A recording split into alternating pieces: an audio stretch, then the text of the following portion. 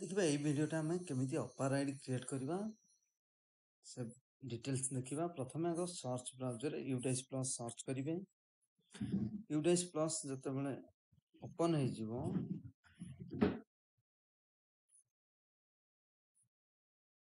UDISE plus open करेंगे। देखो UDISE plus ये जो रही स्टूडेंट मॉड्यूल, ये स्टूडेंट मॉड्यूल रे क्लिक करवा।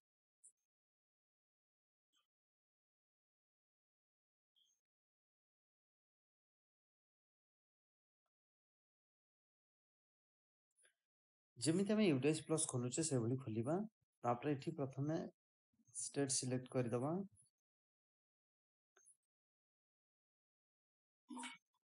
सिलेक्ट करके गो रे क्लिक करवा।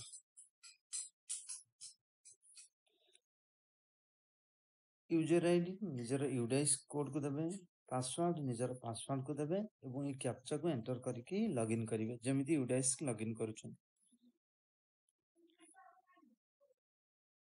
देखिए निजर यूडाइस जो अपन आईडी यूडाइस कोड देवे और पासवर्ड देवे और कैप्चा देके एंटर करेंगे। ये होम पेजटा खोल खोलला पर देखो ये अपार मॉड्यूल गोटे ऑप्शन अच्छी लेफ्ट साइड। जदि मोबाइल खोलुंट डेस्कटॉप साइड करने को भूलें ना मॉड्यूलटा देखेबनी। तापर जदि अपार मॉड्यूल रे हम क्लिक करवा, अपार मॉड्यूल रे क्लिक करबा परे ये पेज देखो गोटे ओपन हम अपार मॉड्यूल।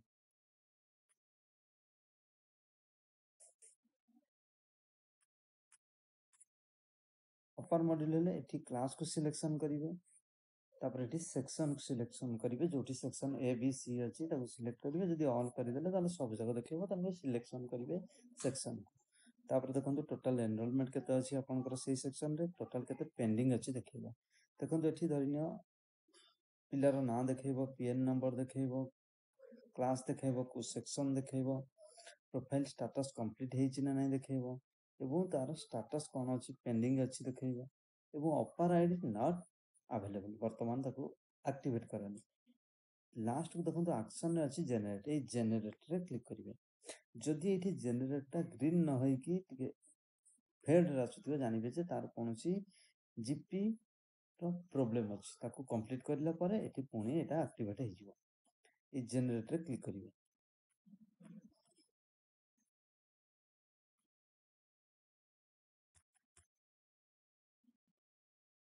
देखिबा इथे गोटे ऑप्शन अछि। देखो एठी जनरेटटा पूरा एक्टिवेट अछि, एठी जनरेटटा टिके फेड अछि। एठी कोन अछि एठी देखो कंप्लीट बदले एठी देखुची इनकम्प्लीट।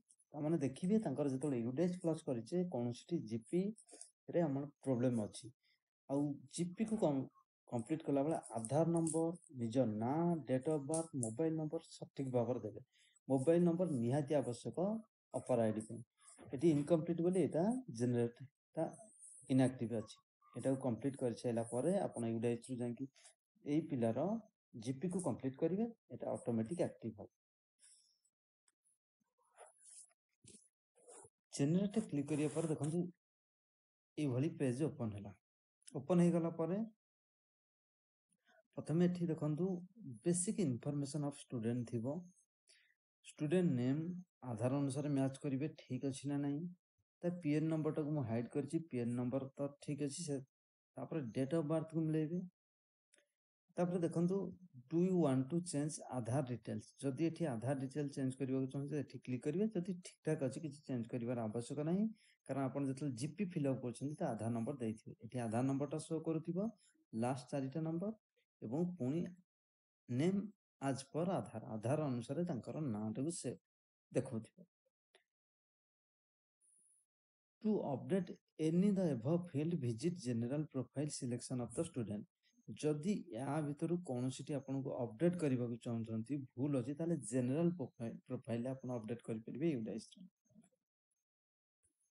देखो जो कंसेंट हमको फिजिकल देथिबे पेरेंट्स माने ताकू आपण एठी फिल अप करिवे।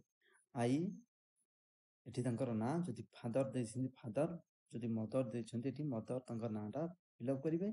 किंबा जदि फादर मदर व्यतीत तांकर अन्य कोनोसी गार्डियन देछन्ती लीगल गार्डियन आपण ताको एठी तांका नाटी को फिल अप करिवे प्रथमे ये जो सिलेक्ट ऑप्शन को देखंतु सिलेक्ट को जदि हम क्लिक करिवा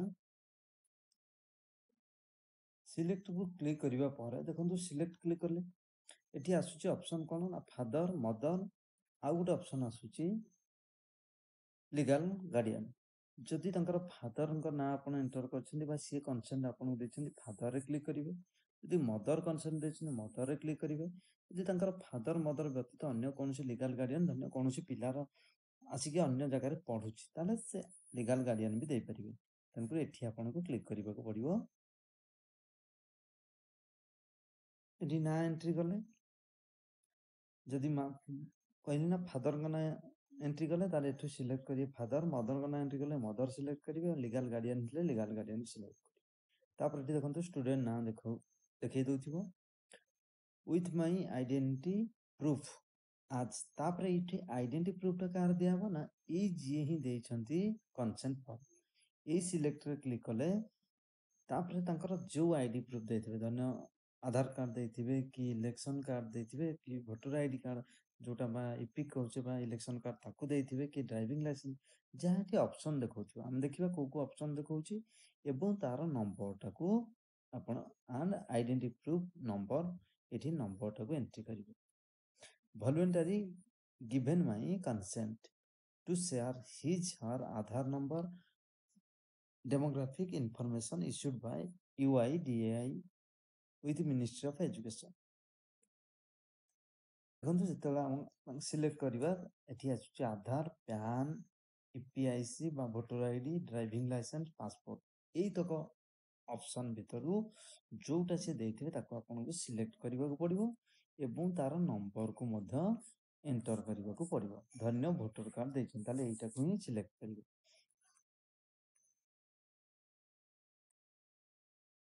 आईडी नंबर को एंटर करिवे आईडी नंबर एंटर कला परे देखंतु ए कंसेंट फॉर्म को ऑनलाइन फिल अप करबा को पड़िबो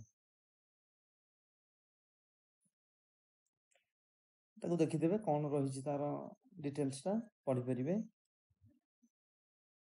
तापर ता तळ को जेतबे आपण स्क्रॉल करले देखंतु एठी देछि प्लेस ऑफ फिजिकल कंसेंट से कोठी देथिले से प्लेस ता को फिल अप करबे डेट ऑफ फिजिकल कंसेंट माने हार्ड कॉपी जो कंसेंट फॉर्म से केबे आपण को देले से डेटा एठी जदि आपण क्लिक करिवे ए भली आसी जिवो तापर एठी जदि 24 मसियार जेतु दैछंती ए तो 24 अछि सेप्टेम्बर मास दैछंती जदि न दैछंती ताले आपण एठी क्लिक करिकि पछुक नै परिबे माने अगस्त दैछंती एठी नै क्लिक करिकि आगो नै परिबे अक्टोबर दैछंती एवं तारीख को सिलेक्ट करि देबे ऑटोमेटिक ता डेटा एठी एंट्री हेजु डेट एंट्री भेले पर देखंतु consent bye head of the institute headmaster देबे गोटे कंसेंट एटी ऑटोमेटिक थिबो आई हेडमास्टर को नाम थिबो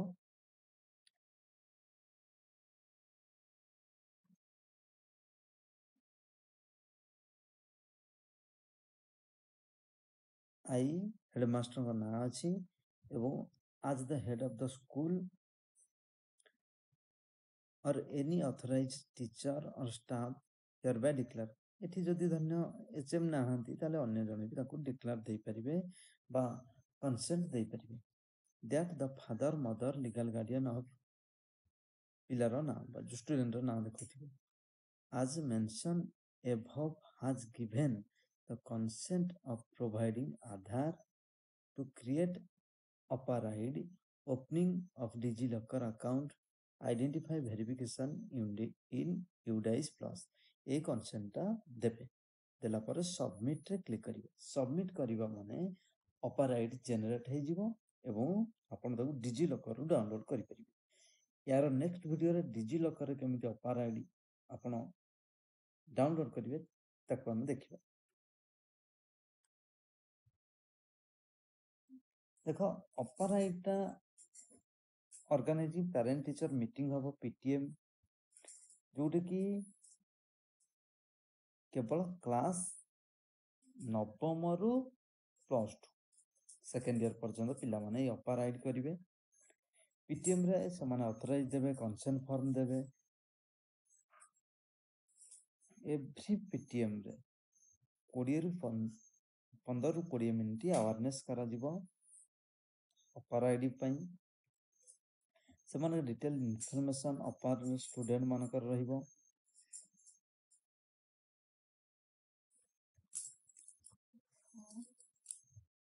ଏବଂ ସେମାନଙ୍କଠାରୁ କନସେଣ୍ଟ ଫର୍ମ ଆସିବ, ସମ୍ମତି ସେମାନେ ଦେବେ ଫିଜିକାଲି ଅପାର ଆଇଡି ପାଇଁ। ତାଙ୍କୁ କୁହାଯାଇପାରିବନି ଯେ ଅପାର ଆଇଡି କ୍ରିଏଟ୍ ହେବ, ଆପଣ ଏଠି ରୁହନ୍ତୁ, ଭେରିଫାଏ କରିବେ, ଅଥେଣ୍ଟିକେଟ୍ କରିବେ, ଷ୍ଟୁଡେଣ୍ଟ ନେମ୍କୁ ଦେଖିବେ ଠିକ୍ ଅଛି ନା ନାହିଁ, ଫାଦର୍ସ ନେମ୍ ମଦର୍ସ ନେମ୍କୁ ଦେଖିବେ, ଜେଣ୍ଡର ଦେଖିବେ, DOB ଡେଟ୍ ଅଫ୍ ବାର୍ଥ ଦେଖିବେ, ଅଦର ଯାହା ସବୁ ଦରକାର ଯେମିତିକି ମୋବାଇଲ ନମ୍ବର, ଆଧାର ନମ୍ବର UDIC ପୋର୍ଟାଲରେ ଦେଖିବାକୁ ପଡ଼ିବ। ଏବଂ ମ୍ୟାଚ୍ କରିବେ, ଯଦି UDICରେ ଗୋଟେ ଅଛି ଆଉ ଭୁଲ ଅଛି ଆଧାରରେ, ତାହେଲେ ବି ଅପାର ଆଇଡି କ୍ରିଏଟ୍ କରାଯାଇପାରିବ ନାହିଁ।